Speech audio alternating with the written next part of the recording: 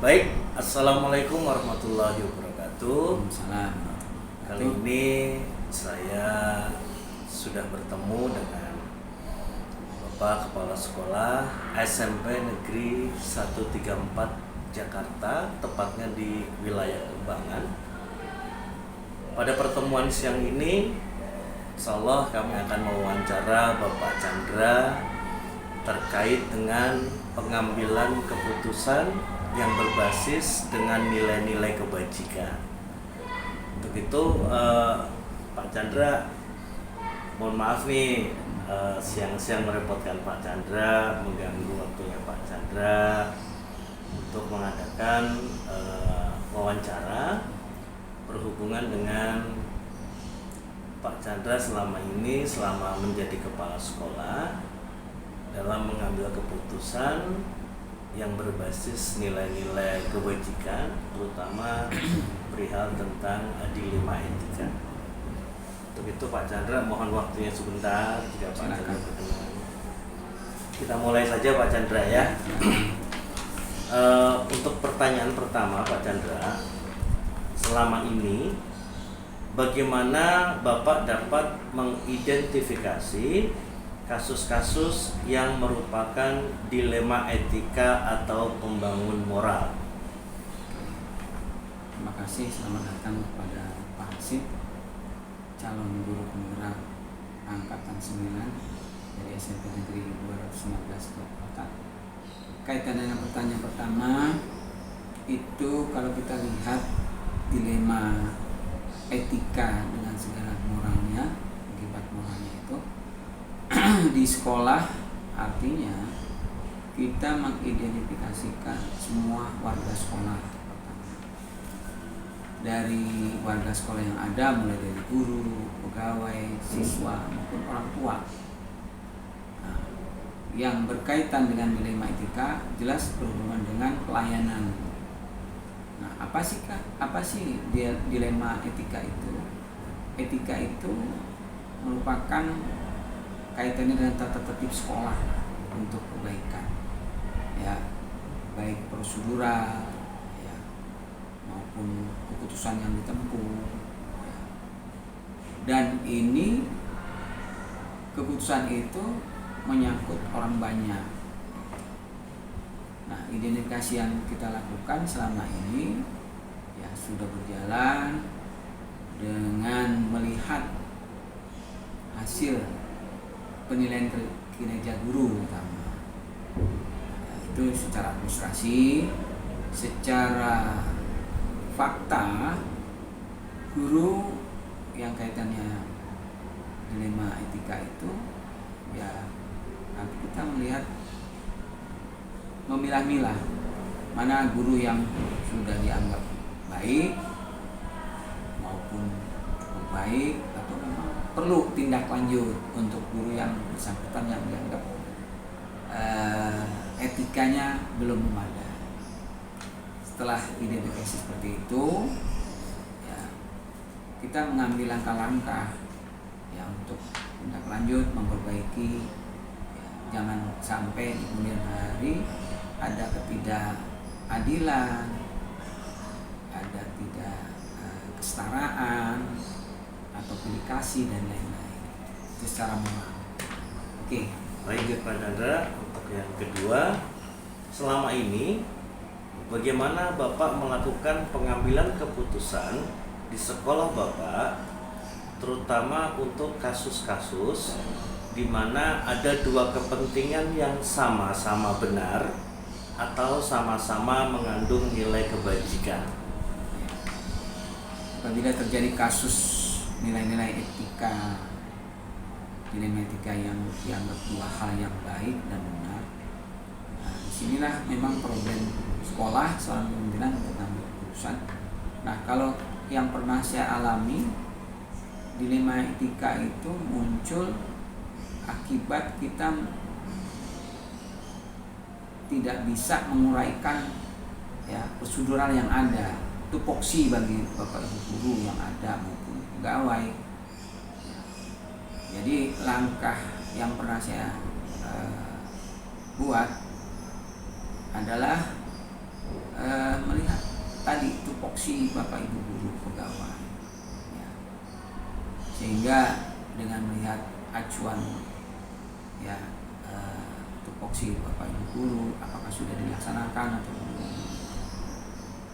maka kita akan melaksanakan apa yang kurang, baik teguran secara biasa, lisan, teguran tertulis, maupun pembinaan. Gitu. Baik, Pak Chandra, untuk yang ketiga, kira-kira langkah-langkah atau prosedur seperti apa yang biasa Bapak lakukan selama ini?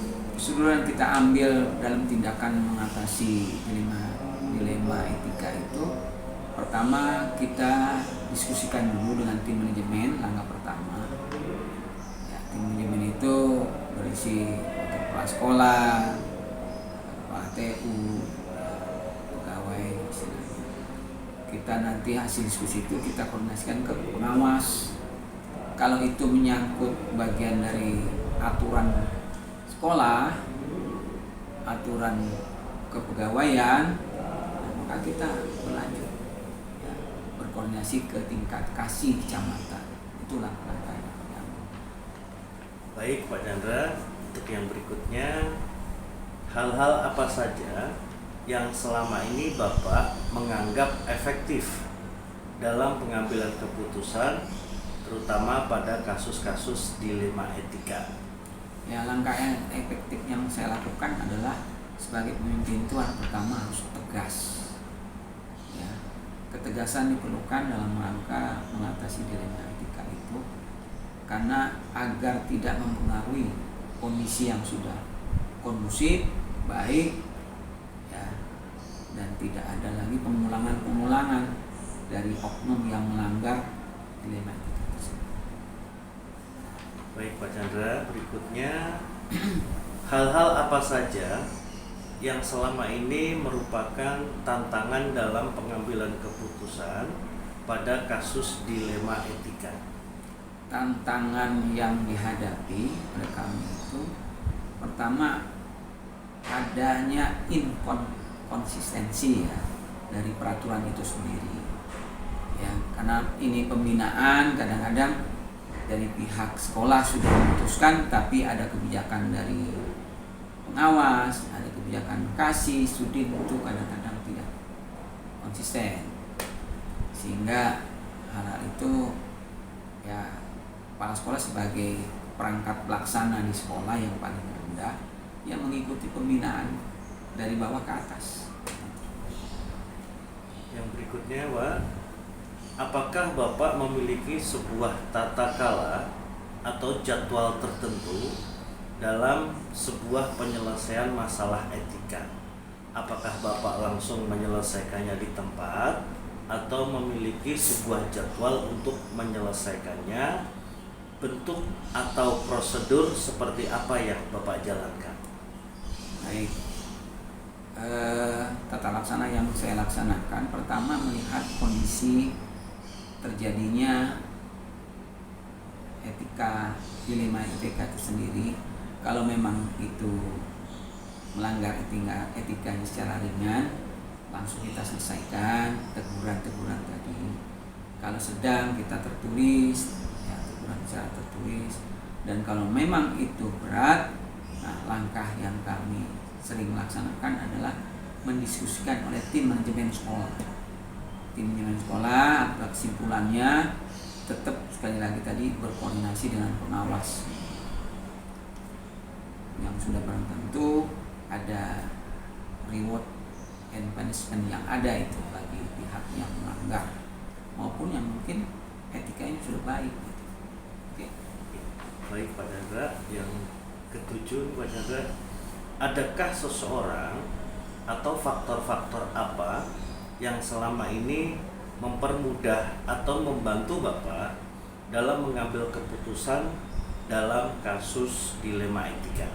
Ya, kita sebut orang yang untuk menjadi